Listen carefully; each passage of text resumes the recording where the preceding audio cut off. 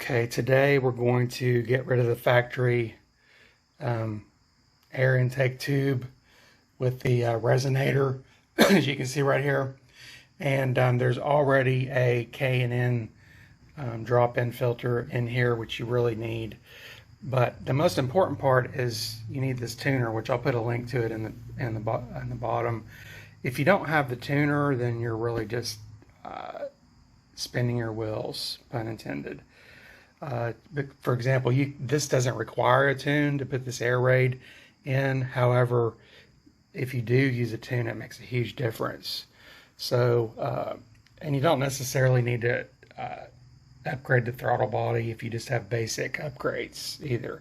You're not going to see any difference. As a matter of fact, it could cause problems if the throttle body's too big, or this is a V6, so you're going to have limited ability to upgrade without like a supercharger or something like that. But anyway, if you already have done some upgrades, like I have a 355 rear end and had to upgrade a tune for that so the speedometer reads correctly, you might as well change out this tube so it's larger and can increase the air intake. Okay, so here's the final product.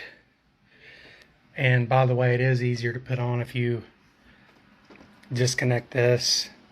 There's just a couple of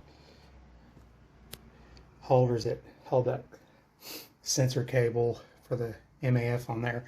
So yeah, it's easier to get this on the throttle body if you disconnect this whole thing. Have that on there first. So, and as you can see, mine's a manual transmission, and I need to get the threaded cap for that, since I have manual transmission on this car. But that looks a lot better for sure. It frees up some space on the top of the engine as well, and gets rid of this monstrosity.